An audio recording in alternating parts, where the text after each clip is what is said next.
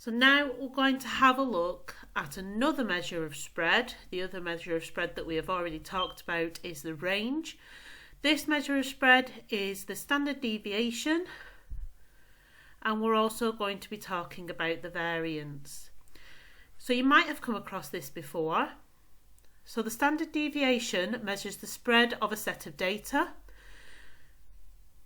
It can roughly be thought of as the average gap between any single item of data and the mean. So it's the spread of the data from the mean. There are two different types of standard deviation depending on the type of data that we are given. That is the sample standard deviation, which is usually denoted by S or S with a small x next to it, and the population standard deviation, which is usually denoted with a sigma next to it. Now you don't need to worry about these formulas, you are given them in the exam, but in this section we're just going to look at how we can use our graphical calculator to find these values. And as it says here, you don't need to learn the formulas, they are given to you in the formula booklet. We also have another value which is called the variance, and that is just the standard deviation squared. So the standard deviation is the square root of the variance, and again we have a sample one which is denoted by S squared and a population one which is denoted by sigma squared. We will only look at obtaining these from the graphical calculator for now, okay? We will have to learn how to use these formulas, but we're going to look at that later on. So there is a bit of a difference between population and sample data. So population data is a discrete group of people, animals or things that can be identified by at least one common characteristic for purposes of data collection and analysis. And we've talked about this before when, we're going to talk about this again, when we come back to sampling, but it's quite hard to get this.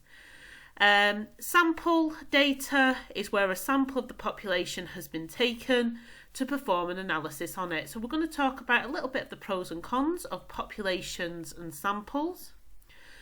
So a positive about the population is that we have all the data. Okay, that means that whatever we find is definitely going to be representative.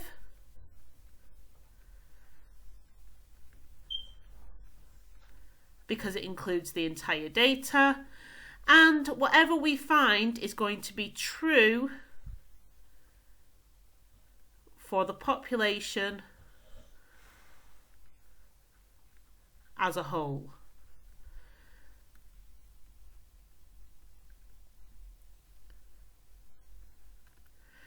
Negatives about this is that collection of the data is hard, it's time consuming,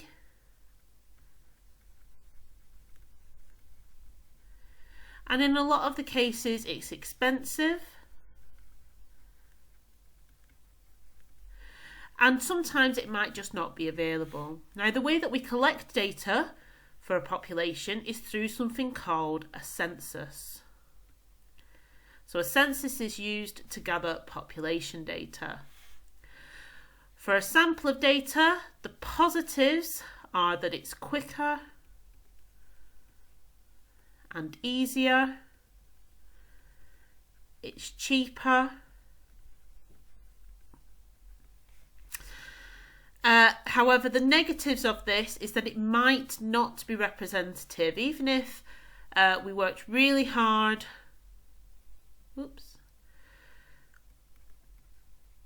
even if we worked really hard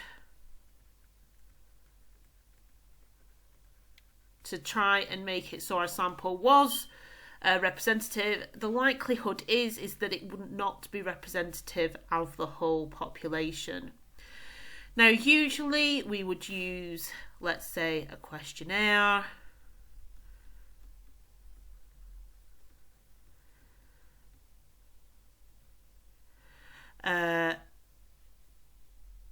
to try and collect this. We could also use a questionnaire in our census, but that's the more common term here.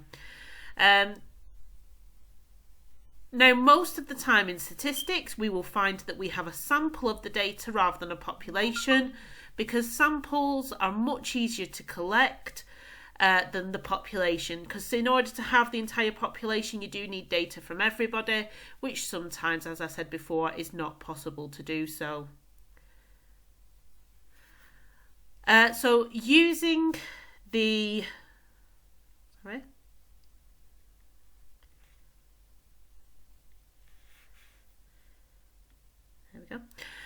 using the mean as an indicator for the middle of the data and the standard deviation as an indicator about the spread of the given data is a good way to quickly compare two sets of data. And we'll come back to this later on when we start to talk about certain distributions where this is true.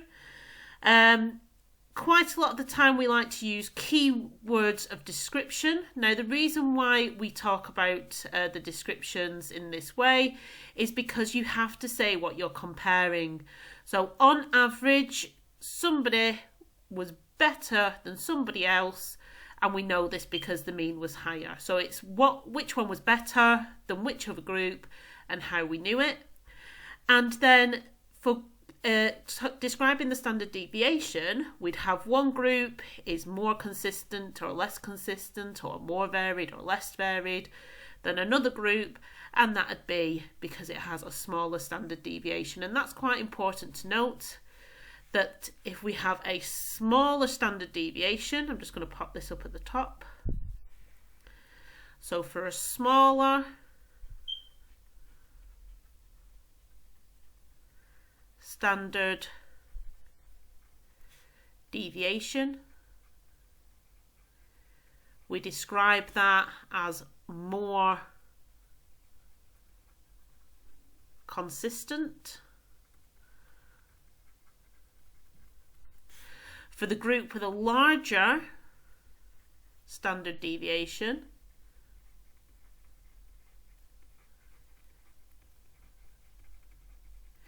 we can describe that data as more varied. And the reason why we describe things in this way, as performed better, more varied, more consistent, is because quite a lot of the time we are having to describe the data to people who are not statistics experts. So it's a good idea to have a knowledge of what the values actually stand for and explain it in terms that the everyday person can understand. So we're going to have a look at some examples.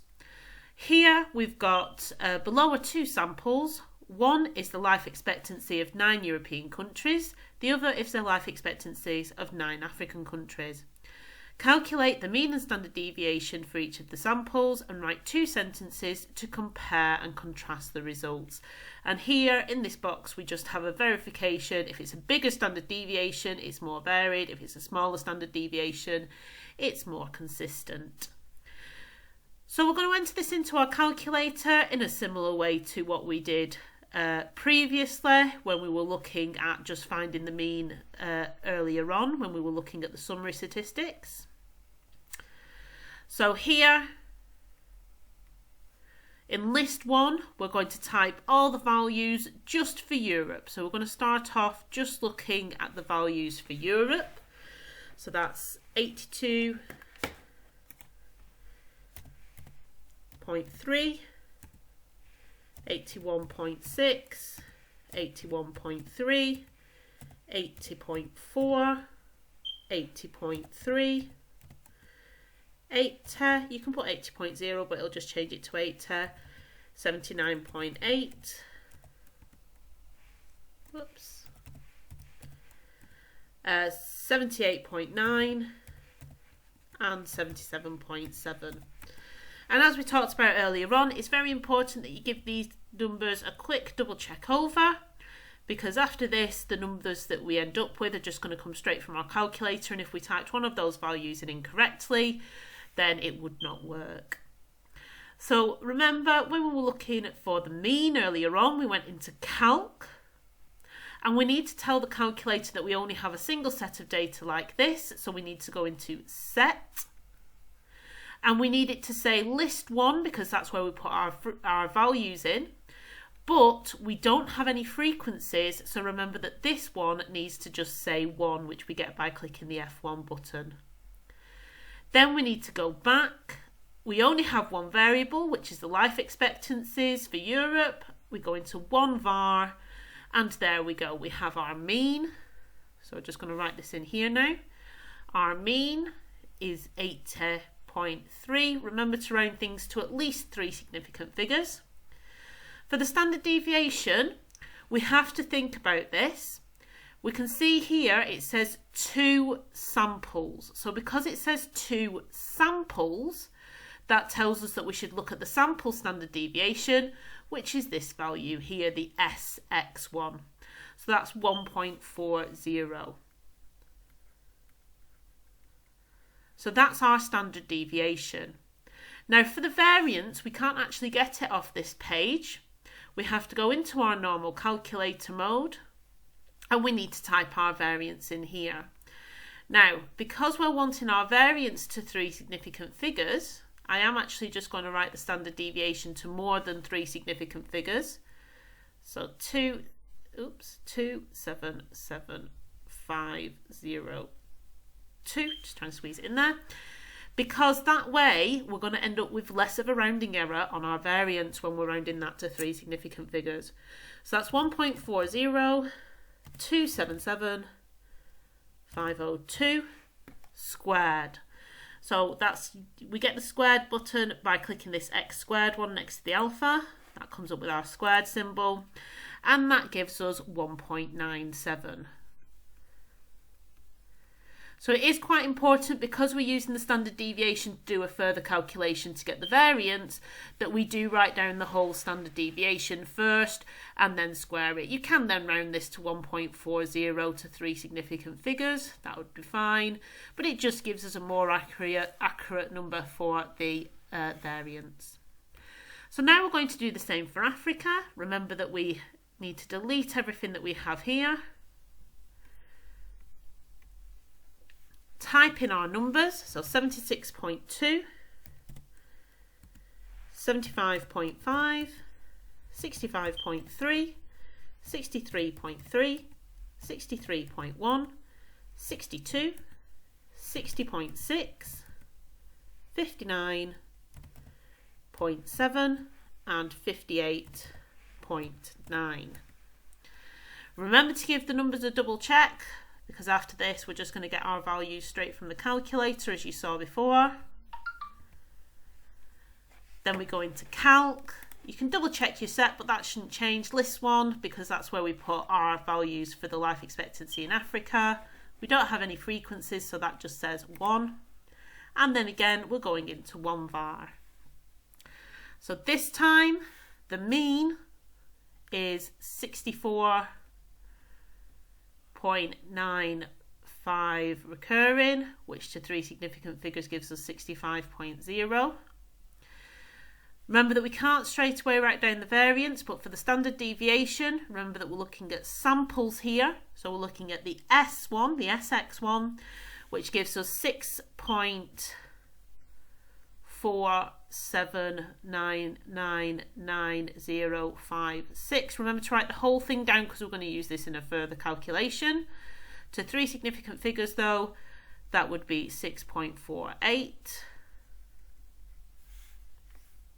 Back into the normal part of our calculator, 6.47999056 squared gives us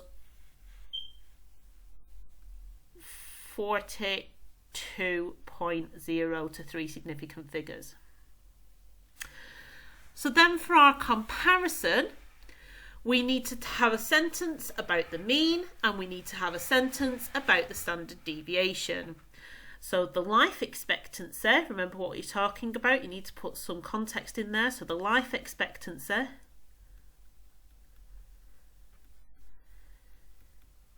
is longer on average. Remember, it's only on average. Doesn't mean that everyone's going to live for longer. in Europe, which is our first group, than in Africa. Okay, remember you have to say which one's longer than which. How do we know this? Well, we know this because of the larger mean.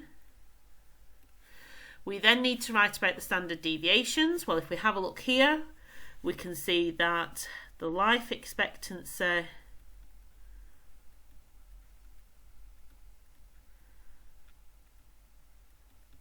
in Europe is more consistent, using this fact here, than in Africa. We know this because of the smaller standard deviation.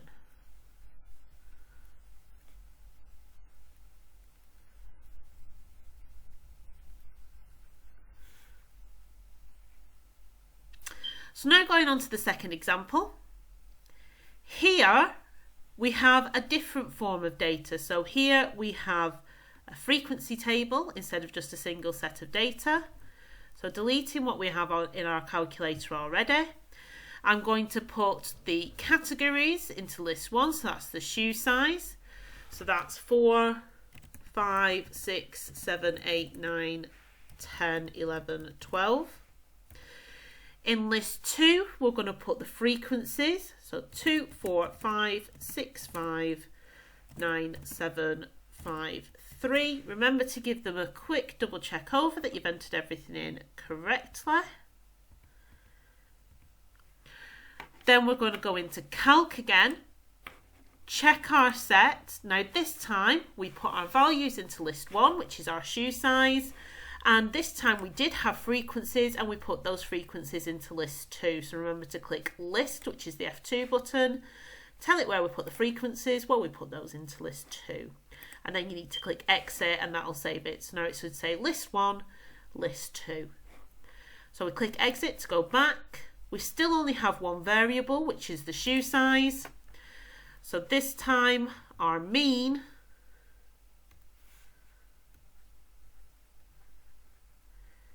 is 8.304. So 8.30, sorry, I don't know why I've done these 4 significant figures, 8.30.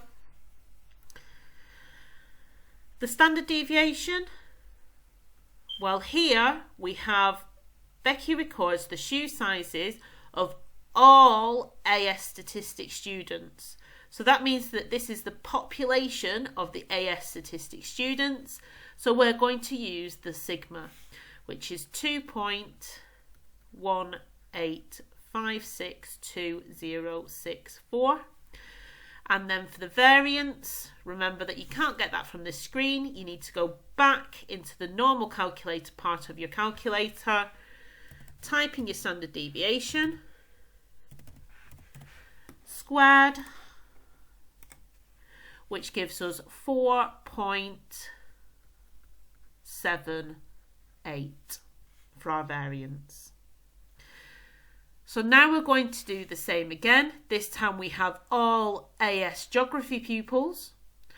So that means again we've got a population. So going back into the statistics function, having a look here, we have exactly the same shoe sizes. So I don't need to change my list 1, but I do need to change my list 2. So that's going to be 4, 6, 8, 8, 5, 5, 5, 5, 5.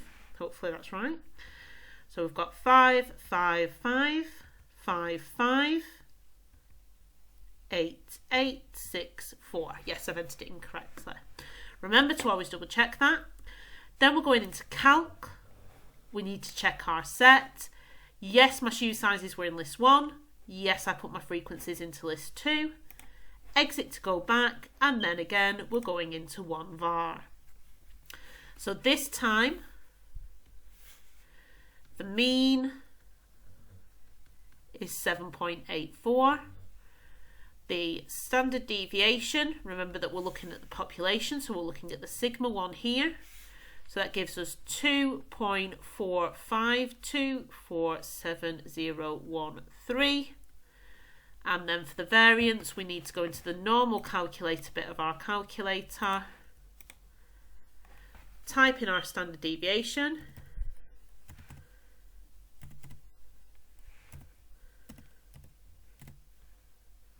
squared,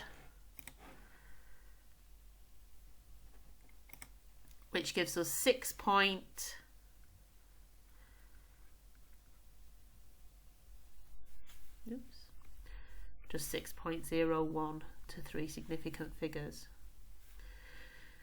Now if we were to try and write 2 sentences about this data this time, we would have, for the means, looking at those means, 8.30 is bigger than 7.84. So the shoe size on average is larger in AS statistics than in AS geography.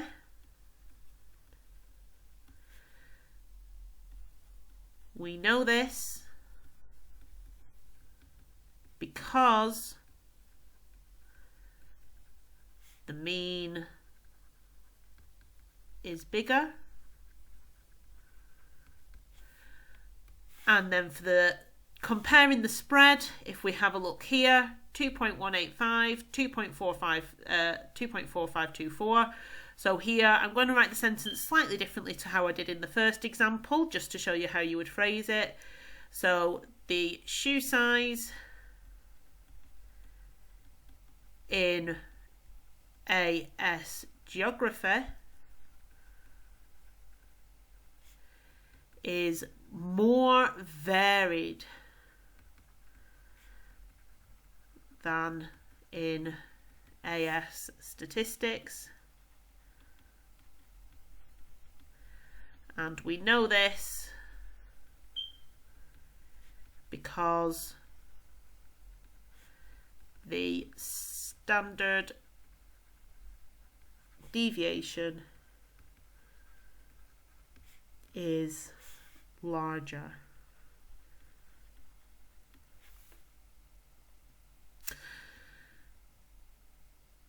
On to the next page. So I'm going to give you a couple of minutes now, pause the video, give the now you try a go, and then I'll put the answers up. So for the number of children Ash, you will put, just go back a step, 0 to 6 in your first list, the frequencies in your second list. Remember to check that your set tells you that you put what you were looking at, so that was the number of children Ash in list 1, and your frequencies, we put those into list 2. Then when we go into 1 var, we've got our 3.53. We have this time a sample. So we know that these are samples, so we're writing down the SX1, which is the 1.5698305.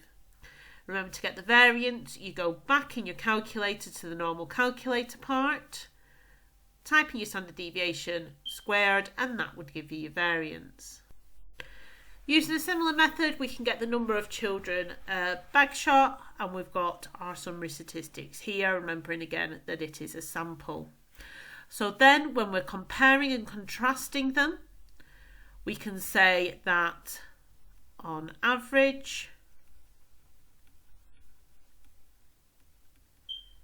there are more children per house in Ash than in Bagshot. We know this because the mean is higher, and then the number of children per house is more consistent in Bagshot, because we can see here that our standard deviation is smaller in Bagshot than it is in Ash, than in Ash, and we know this because the standard deviation is smaller. Remember that you could have phrased that differently and said the number of children per house is more varied in Ash than in Bagshot. We know this because the standard deviation is larger. That would have been fine to say as well. Just going to give you another minute. I want you to try the second Now You Try question, and then I'll put the answers up. So this time, type in the shop for you data into list 1. Calc, check your set. Yes, we put the data into list 1, but this time we don't have any frequencies, so we need that frequencies to say 1. Into 1 var. And here we have the average number of hours of all employees in 2 shops. So again, because it says all here, that means that this is population data. So for the mean, we'd have 31.9 to 3 significant figures. And for the standard deviation, we would be looking at the sigma, which gives us a 7.47391296. Remember to get the variance, go back into the normal calculator part of your calculator, type in your standard deviation and square it. Just going to give you another minute. Try the ultra shop. Okay, hopefully you paused the video and gave the ultra shop a try. This time we should have a mean of 16 and a standard deviation of 3.16. Remember that we're looking at the population because it says all. And for our variance, we should end up with 9.9 recurring, which would then round to 10 to 3 significant figures. So for our comparison this time, we're going to have the average number of hours is per week. Helps if we have a time frame, otherwise it doesn't make sense. Per week is more for employees at shop for you than ultra shop, and we know this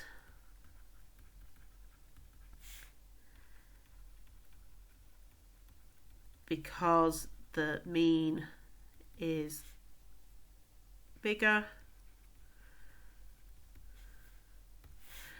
and then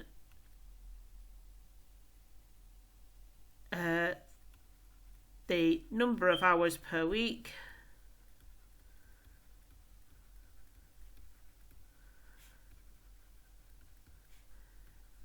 at shop for you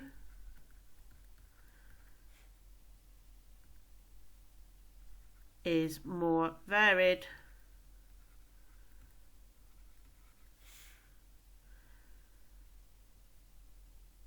sorry, that doesn't make any sense.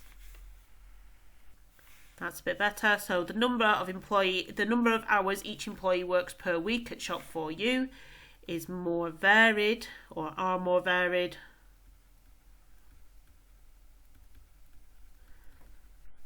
than at ultra shop,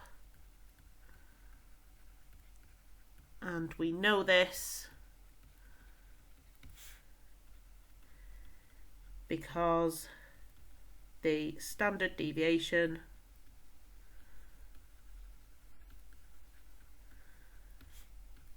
is larger. Remember again, it would have been fine if you put the number of hours each employee worked per week at Ultrashop is more consistent than at Shop4U, and we know this because the standard deviation is smaller. It doesn't matter which way around you describe that, it's just a good idea to use the right terms, or more varied or more consistent. I hope you found this helpful, and thank you very much for listening.